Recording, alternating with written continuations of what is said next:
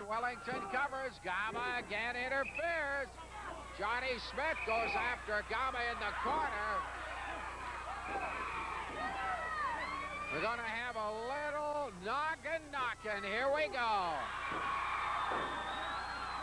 Can they get rid of Ports in mid-ring? That is the question. Wellington pulls him over. Just a minute. He's got knuckle dusters. Hits Wellington on the head. Oh, that's nonsense. That Weasel did it. And then they collaborate on the pile driver. And you know who's going to get the decision. Here we are. This is ridiculous. 3 count. Jürgen Herman counts out Biff Wellington. And that is absolutely preposterous. You guys are ridiculous. You can't beat him. You cannot beat him without knuckle dusters from the Weasel. Don't give me the garbage. You know what? You know what happened. Merely a warm-up match. You want me to show you the replay? Show me the replay, Edwin. Yeah, we you know what you'll fair see. and square. Sure Our you hands are raised. Just ask the referee, and that is what counts. Take a look at these 2 waistlines right here. We've been slimming and trimming. A lot of hard training, Edwin. Yes, the tag team belt. Next week right here. The sissy champions won't be able to run no more. Well, Pillman and Hart are not running. There's no more hiding from Garfield and Gama. You cannot run. You cannot hide. You are looking at the next champions, the Karachi Vice. The sky's the limit. Bruce and Brian Pillman. What do you expect when you face 2 athletes the caliber of the great Gama and the great Garfield? Come on, why don't you just give us a bounce now? Save yourself some trouble. Save yourself some injuries. Come on, be serious. You think you really can compete with the Karachi Vice? I got to ask you one question. Can you win without the Weasel at ringside? We don't need any outside help because we have true athletes. I'll leave them in the dressing room. 2 of the finest specimens inside the professional wrestling ring. We need no help whatsoever. Everything we do is according to the rule book. We keep everything inside this ring, fair and square. And that's exactly what we're going to do to annihilate the 2 sissy champions and strip them of their titles. All right. Enough.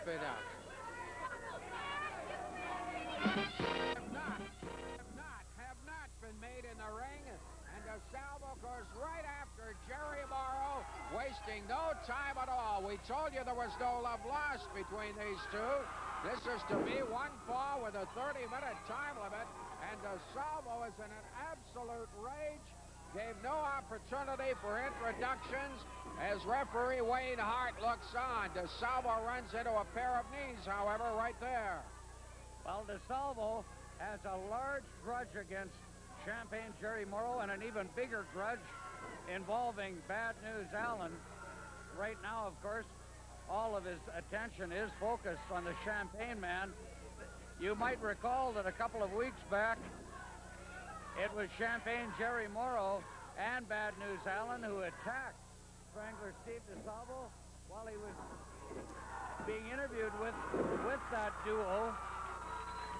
I guess it was just a battle of egos, and Morrow and Allen didn't like what they were hearing from DeSalvo, who has just gone flying out onto the canvas, or off onto the concrete, rather, after missing a charge at the Champagne Man. But I have not seen Strangler Steve DeSalvo this worked up in a long, long time.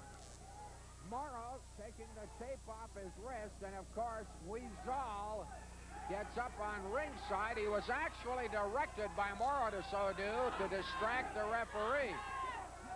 Then you see Morrow covers the neck with his arm so that the referee cannot possibly see the tape that he's squeezing around DeSalvo's throat. DeSalvo checked in tonight at 290 pounds.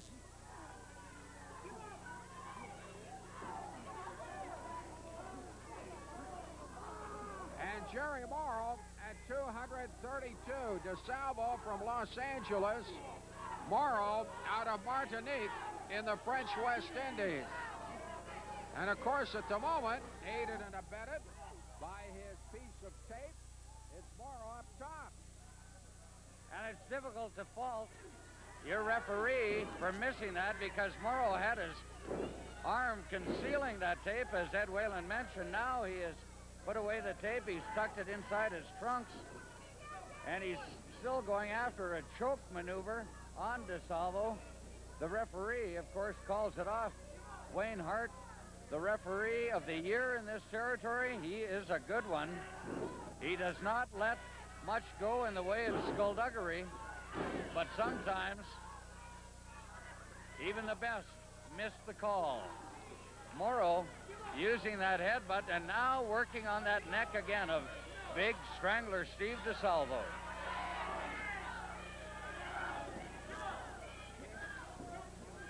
Morrow is certainly all over him at this point. Keeps strangling away. Strangling the strangler.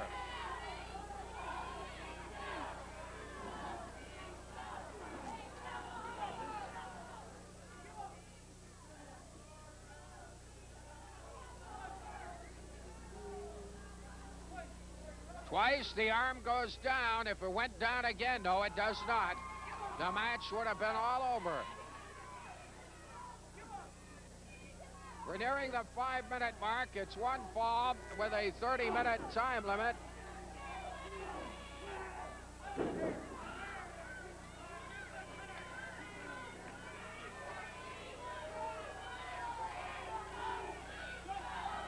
And I'm amazed, even though it was done with tape, at the manner in which Morrow is dominating.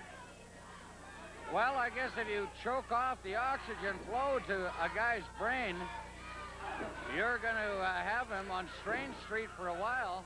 Morrow, of course, trying to capitalize with that, with eye gouges, with just about any dirty tactic you can think of. And the crowd is confused. Neither one of these wrestlers are what you would call popular, so they don't know quite who to cheer for, but there has been a smattering of cheers for DeSalvo, and up on the top rope goes Jerry Morrow. He's flying. He lands on top of DeSalvo. One, just one. 5 minutes gone, 5 minutes. We have hit the 5-minute mark. Jerry Morrow all over him. Going up top, DeSalvo spots him. DeSalvo staging the rally here. Boy, did he belt him with that body check. Oh, he is powerful. Sheer brute strength by Steve DeSalvo. He's flinging him into the ropes again. Whoa! A rough landing for Jerry Morrow. And Strangler DeSalvo comes down with a big elbow. He's very close to finishing off Morrow. Slams him down. One. No, now he wants more. He wants to really punish the Champagne Man.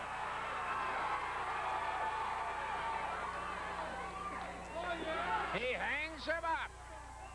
Hangs him way up. Jerry Morrow is yelling uncle, and that's going to be it. Your winner is Steve DeSalvo. A very impressive display by DeSalvo. And now, let's switch to ringside and Jim Davies. Well, Strangler Steve DeSalvo, you came into the ring like a house on fire, and you certainly burned Champagne Jerry Morrow. Now, one more score to settle. Bad News Allen. That's what I want, Mr. Allen. I don't know where you are, but this week you ran. The ultimate coward that you are, Mr. Allen. If you can hear me, I'm going to give you an ultimatum. Either come in this ring next week, or now, or forever. Forever, just leave, Mr. Allen. You are tough. You won a medal. He is great in judo.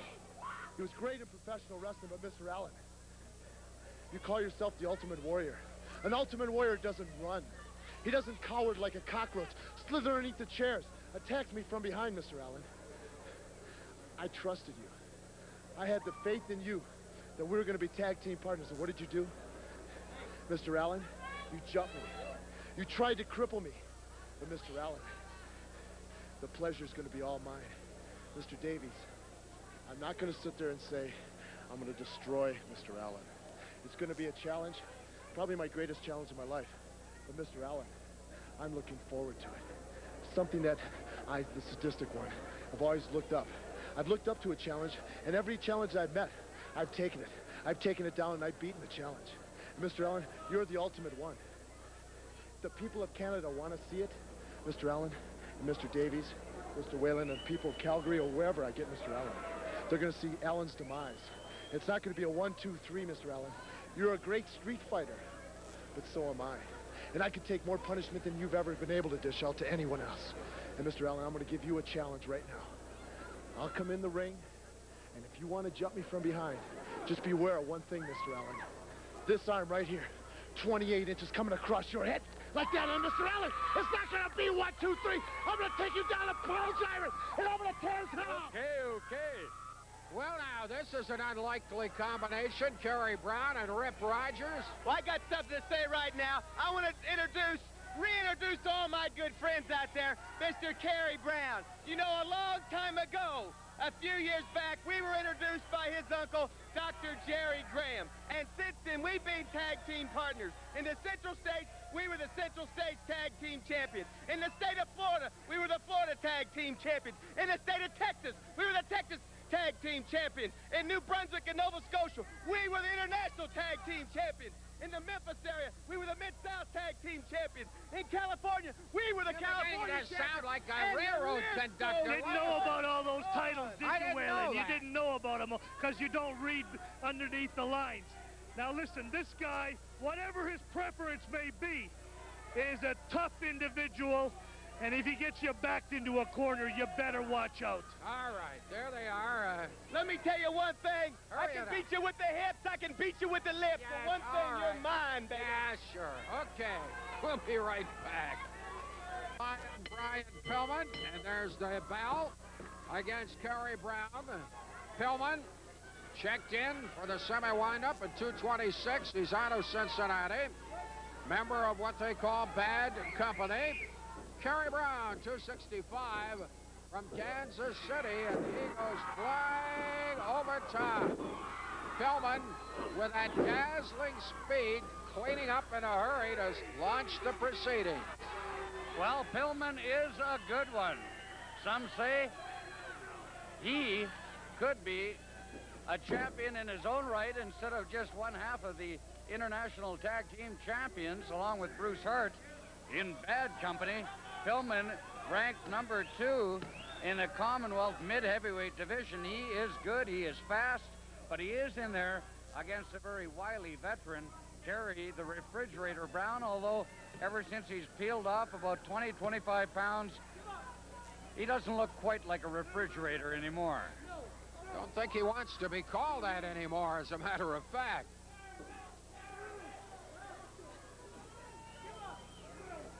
I was rather surprised, did not realize that Kerry Brown and Rip Rogers have spent a lot of time together as tag team partners in other territories.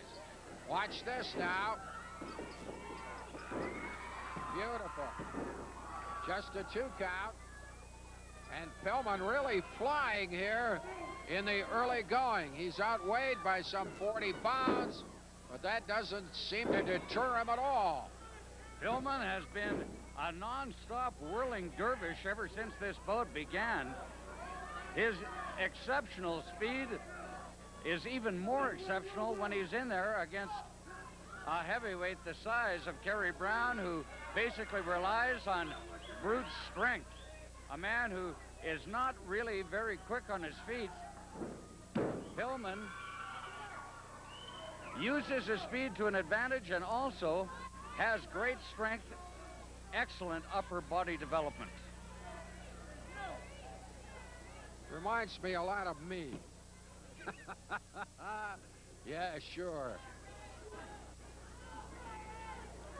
Well, you know, this is a tough assignment for Pillman in the sense that he's got to be thinking of next week's title defense along with Bruce Hart, against Gamma and Ports. That's got to be on his mind as he tangles here with a pretty tough adversary in Kerry Brown. And that's always a problem in sports when you look past your opponent at your next challenge. And when I interviewed Brian Pillman a little earlier on this evening, I can tell you he didn't want to talk much about Kerry Brown. Instead, he was concentrating on Ports and Gamma 1 week hence. We all know that all kinds of problems can happen if you take your opponent too lightly, and let's hope, for Brian Pillman's sake, that he is not doing that with a big man, Kerry Brown. This is a one-fall affair, 45-minute time limit.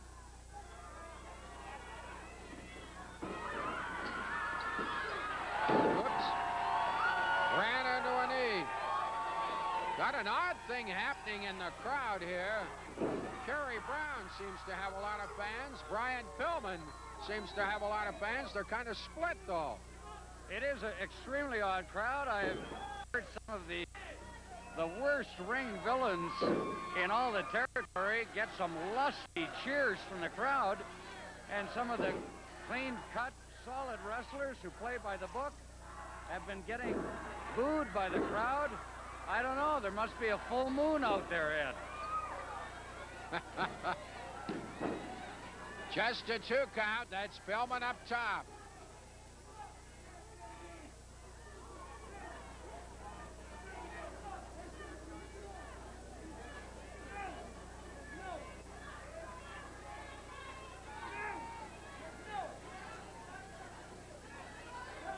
Referee Hart certainly stays on top of the situation. Keeps asking. Kerry Brown keeps saying no. I will not succumb. Nor do we expect him to so do. A little rub on the ropes.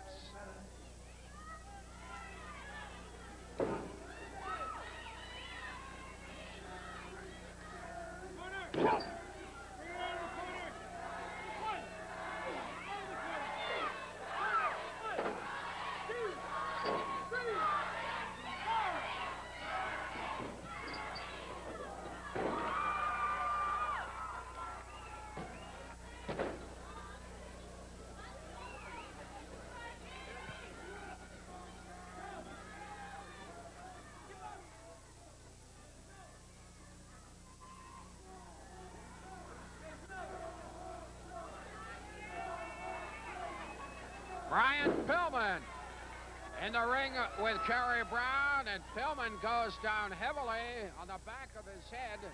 We're past the 5-minute mark. The semi-wind-up, a 45-minute time limit. Turn around. Mr. Brown, woo! He vacated the premises, and Pillman didn't know he was gone. Well, that's one thing about Kerry Brown.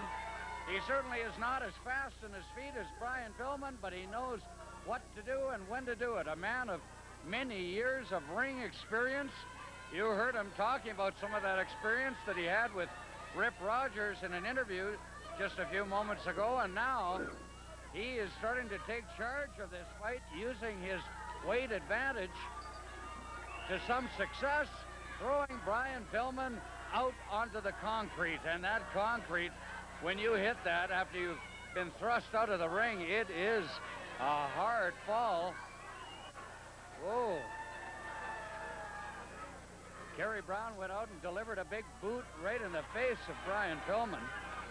Pillman is shaken up, trying to get his senses together. Shaking off the cobwebs, and he comes into the ring, and he'll get a rude welcome from Kerry Brown. Now there's the hip toss, then he wraps him up. We're moving toward the 10-minute mark. One fall, 45 minutes.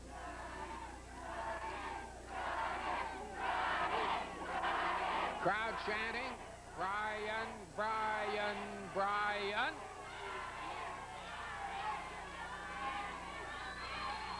He works his way up, gives a slam to the midsection, and another comes off the ropes very quickly now. Look at this. Brown was very cool. Very, very cool. Kerry Brown, that's the ring savvy showing. Looked like Pillman might be ready to take advantage. Instead, he met a knee, and then he gets flipped over. Just a 2 count. Very close, though, to a pin. Kerry Brown taking charge. Pillman, once again, will have to fight adversity if he is to come out on top.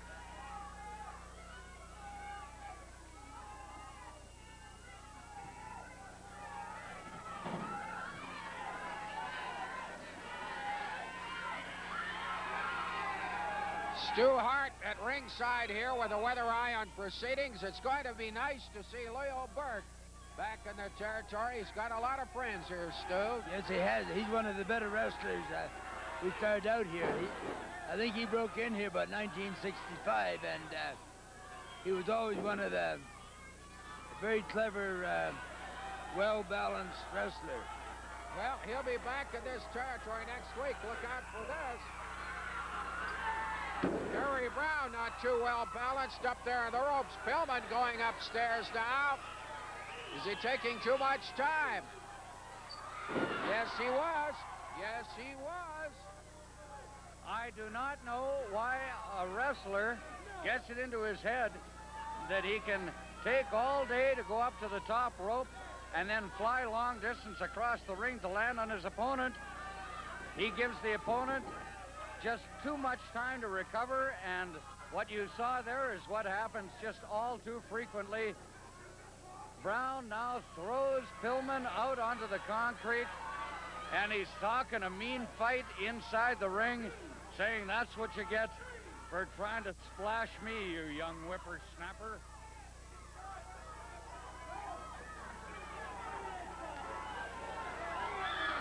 Brown fanged him, hurt his right hand when he did so. And we're now at the 10-minute mark. 1 fall, 45-minute time limit.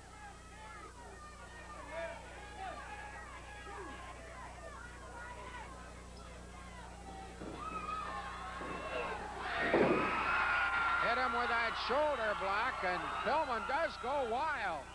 Well, that's a little souvenir of Brian Pillman's professional wrestling, or professional football days. That football-style maneuver, he tries a karate kick of sorts. I don't think it made full contact, but Brown begging for mercy, and he's getting none. That's bad news, Allen says. No mercy. Look at that. Flips on top of him. 1, 2. Pillman just gets a 2 count, but he has Brown in a lot of trouble. Well, the question of the day, can he finish him off? Double chop to the throat. Oh, just 2. Can Pillman wrap him up?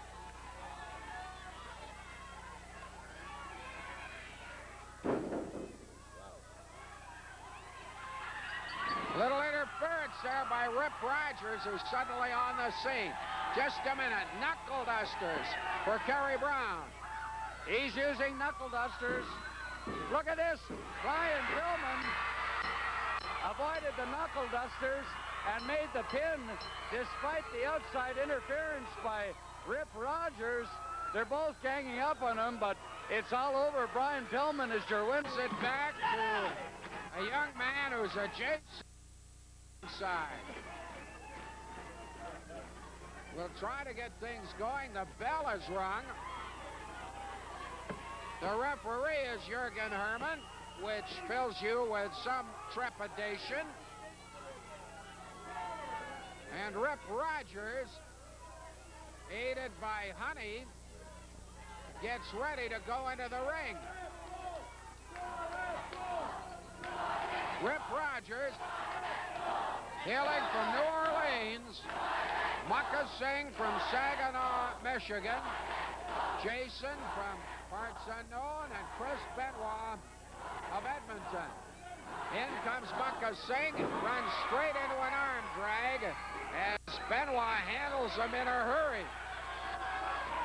Well, you had to know that Chris Benoit and Jason the Terrible would be very fired up for this bout. It was after a bout last week with Jason against Muckin Singh that Rip Rogers tied Jason's legs to one of the ring posts. The two of them were beating on Jason, knocking him senseless. Here's a bloody pulp.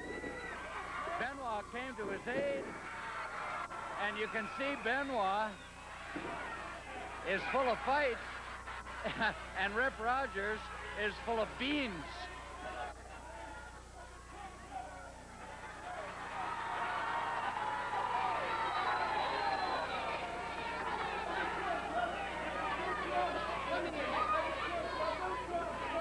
Muckin Singh and Rip Rogers very loath to actually tangle with the opposition.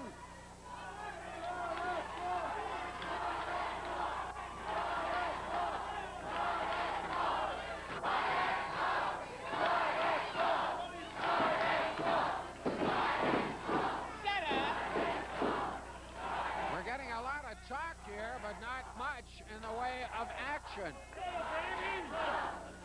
Finally, there's a tag, and in comes Rip Rogers. This is one fall. It's 1 hour. Well, Rip Rogers is twitching around in there. He's more moves than a Hawaiian hula dancer. I'll tell you, his best move, though, is his famous Rip-a-roni, which is his version of the Boston Crab with a little extra hustle. Whoa, he almost ran into Jason. Now he does. He's getting pounded back and forth between Benoit and Jason. And I don't think you want to ask Rip Rogers what day it is. Got caught in the old revolving door. Did he ever?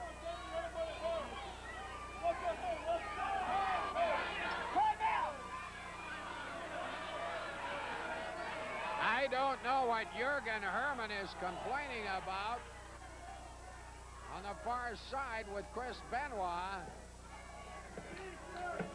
Oh, he's checking the hair. He feels that darling Rip might have got his coiffure messed up. Well, Rip was very concerned. He was worried that that little altercation might have resulted in him getting a split end. Right. Watch this now.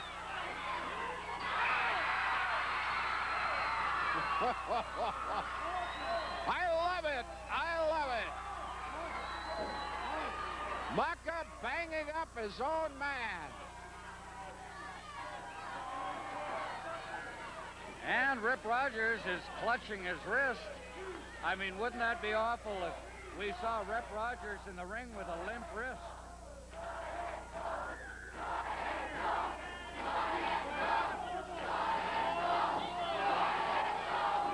Jason and Benoit pacing nervously. They want to get some action. The other two reluctant to provide it.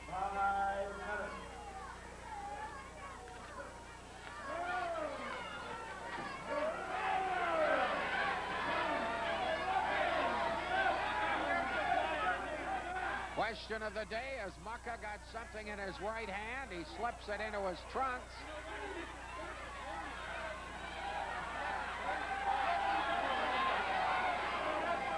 Well, it's not too difficult to play the now you see it, now you don't game with referee Jürgen Herman, always seeming to set new standards for ineptitude in the ring.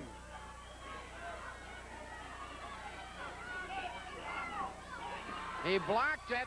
Jason blocked it and grabbed off the foreign object. He's banging away, flailing away, and Mucka Singh is getting a dose of his own medicine. Well, that is what you call real justice.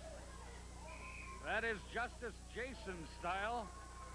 Jason now holding up Muckin Singh's arm, and Benoit delivers a crushing blow to his rib cage somewhere underneath that 380-pound exterior.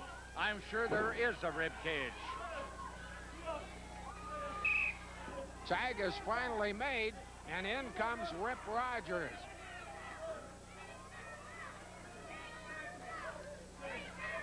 Jürgen Herman has been so busy searching Benoit that he's forgotten all about the bad guys in the ring.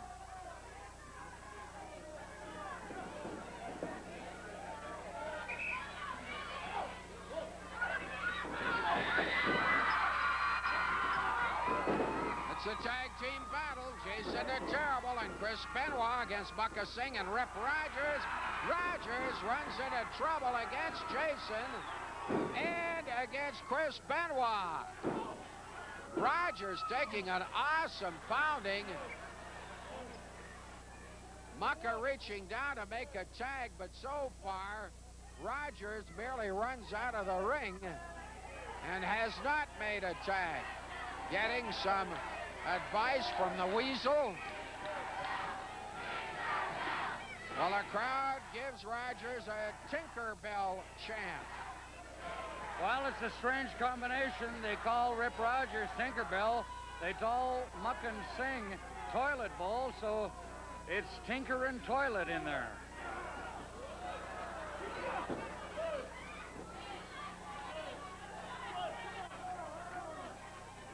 Nearing the 10-minute mark, there's a 1-hour time limit. Benoit trying to pick up Mucka Singh. Benoit's outweighed by a whole person, 160 pounds, but look at that. Beautifully done. He goes up top. He's going to fly. Nice work by Benoit. Benoit wasted no time, and he's wasted no time again. He's up top, coming down. Whammo. There's a splash. One. Oh, and Rip Rogers comes in and puts one of those pink boots alongside the head of Benoit. Both teams now tag, and I think Rogers is regretting that he made the tag. I don't think he wants in there now at all. An action-packed main event. 1-hour time limit.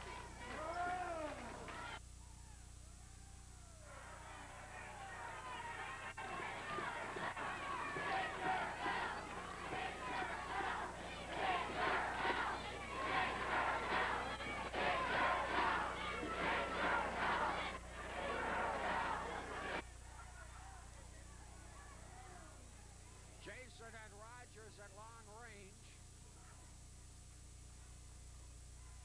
Something's got to give here. Good shoulder block by the bigger man. Oh, did he bang him?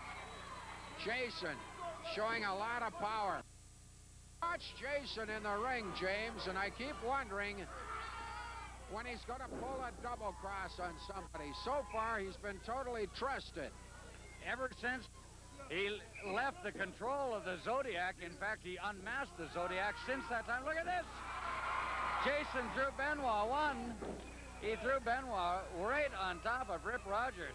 But like I say, since that time, Jason the Terrible has teamed up with the likes of Owen Hart, who will be returning within a month to the territory.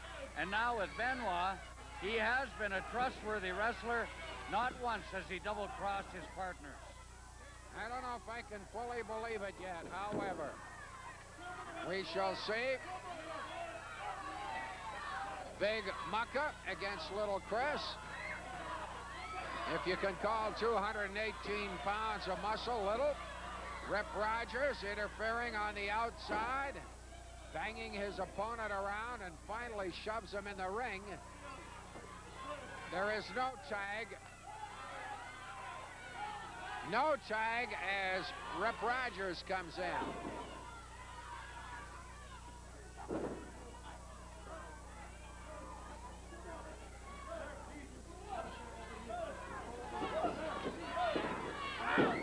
Pulled him down. Where's the referee?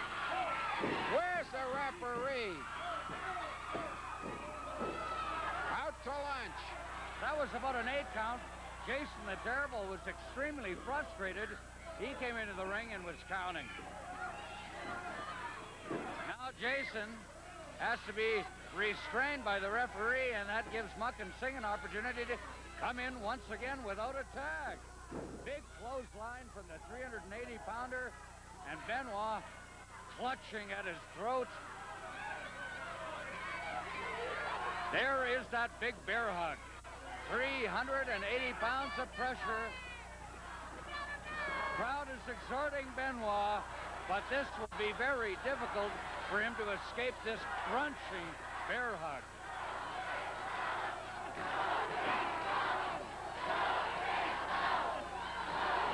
Can he jam his way out of here? He does. Boy, he does not want to trade body blocks with Mucka Singh. That's kamikaze stuff. Now Rip Rogers on the tag coming in as we move toward the 15-minute mark. There's a small package by Benoit. He's pinning him. The referee doesn't see it. The crowd going crazy. Finally, he sees it. And Rogers breaks it. That was a pin of about an 8 count once again.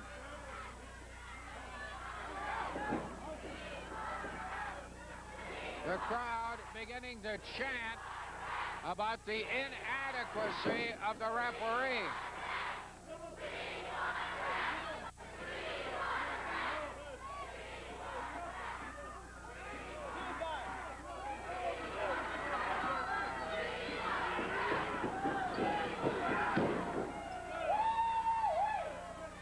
There you see the awesome strength of 380-pound Muck and Singh. He laid that big elbow, exploded it into the face, and there's a power slam. Benoit down for a 2, almost 3. It was a matter of inches. The referee's hand off the canvas, almost a 3 count. Benoit is badly shaken up. Muck and Singh makes the tag. They're going to try and finish off Benoit in a hurry.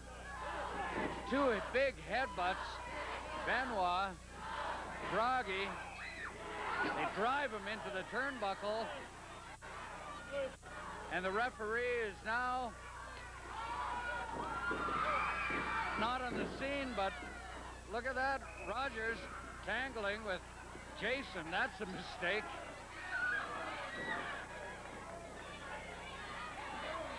Rogers is absolutely taunting Jason the Terrible.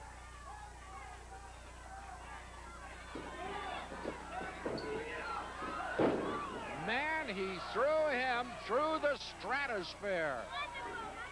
1.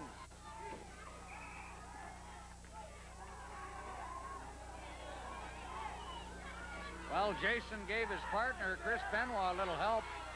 Helped get his foot up on the ropes to end that count by the referee. But I think Benoit is going to have to make a tag pretty quick. He is running out of steam, being battered and slammed around by Muck and Singh. He's trying to force his way to the corner, makes the tag, but the referee didn't see it. And you watch, the referee is going to order Jason out of there. 15 minutes. Here goes Benoit. Covers again. Look at this. The referee is totally incompetent. He's on the far side. Oh, my. Benoit gets dumped on the ropes. Illegal maneuver. Rogers is going to go for his version of the Boston Crab. He calls it the Rip-a-Rody. And Benoit succumbs to the Rip-a-Rody. And through incompetent refereeing, there's no other way to describe it, the whole thing winds up with a Rogers and Mucka Singh win. Unbelievable, the officiating in that affair. At any rate, what can you do? We'll be right back. Their team is after you, but right now you're thinking of Gama and Ports. Are you okay? I think I'm going to be all right next week. The guys who are not going to be okay is Gama and Ports next week. I'm going to test that shoulder right off, and if I can get a clothesline on Gamma and Ports, I'm going to try to tear their damn heads off. I think we're going to come out victorious next week. After that, maybe Rogers and Brown, or Bad News and Morrow, or Muckin, or whoever. Right now, it's Gamma and Garfield. That's #1 on my priority list. Well, I tell you, you two guys have never run. You've never run from a I'll tell you, Ed, just when you're worried about Ports and Gamma, this Rock Hudson of professional wrestling, the Midnight Cowboy, Rip Rogers, comes in and interferes. Well, let me tell everybody out there, a sick, perverted, obscene, vile person like Rogers and Brown, they got no business being in professional wrestling. If they got the guts to step in the ring with Bad Company, we'll see to it that they never appear again. Okay, there's the word from Pillman and Hart. Chris Benoit, you and your partner, Jason the Terrible, robbed but what I can only call incompetent refereeing. Jim Davies, you've seen, as well as all the people out there seen, that I had Rip Rogers beaten here several times. If it wasn't for that incompetent ref, I'd had him beat here. I had him beat 2 or 3 times. 1, 2, 3. Rip Rogers, next week I want you in a single. I'm gonna show you. I'm gonna beat you like the dog you are. Bucketsy, I didn't see you in here much tonight with Jason here. What are you trying to run from? Why don't you sign a contract with Jason for next week in a single? He can't run. He can't hide. He's gonna get you. Okay, Jason, you want Muckin Singh? And what are you gonna do to him? Jason the Terrible, he means business. Well, now, Jason wants you. Jason wants you. Jason wants me? Jason, that idiot maniac wearing a mask because he's so ugly. He's about 6'4", about seem to be 275. anxious to tangle. Well, I don't want to fight Jason because everybody knows he's a maniac. Everybody knows he's 6'4", 275 pounds. He's nuts and he wants me. I don't want any... Let him take on somebody his own size, like the Mocking Man, Mr. Singh, right here. Nervous. You sound I'm never nervous in my life. Talk to Mr. Singh about that because Mr. Singh, Mr. Let me Singh. tell you something, Waylon. Once again, I proved myself. I come out here with any new partner, every new partner, I just keep winning. I win, I win, I win. That's a secret. But there's something I want to tell you, Omar, wherever you're hiding behind rice patties or something. You and me, Omar, we're not done. You have my North American Championship belt, Omar. The only thing you're going to be wearing when you get back is just around your head, stopping the blood from pouring out. Me and you got an issue to settle, Omar. You just come back to your own hometown. I'm still here. I'm still winning. I'm still the best wrestler here, and you got to come back and beat me, Omar. Get ready, Omar. As soon as you get back, it's me and you. North American belt. That's rightfully mine. He is tearing up Japan. Hey, who couldn't tear up a bunch of 5-foot-tall guys? Oh, Have them come back here There's and some wrestle of a them, man. a lot of great wrestlers. You don't want to meet Jason, huh? I love your tie. Yeah, thank you. I gotta get out of here. I'm still here, Omar. I'm still here, Omar. All right. He's talking about Owen. He can't pronounce Owen. Well, I'll tell you, I'm confused. I don't know who's going to fight who. Nonetheless, we shall look forward to seeing the action next time. But in the meantime, and in between time, that's it. Another edition of TSN Wrestling. Bye-bye now. Well, it was funny. All the time he was running across the ring there, he was yelling, "Watch the hair, watch the hair, watch the hair." Benoit didn't come within 3 feet of the hair.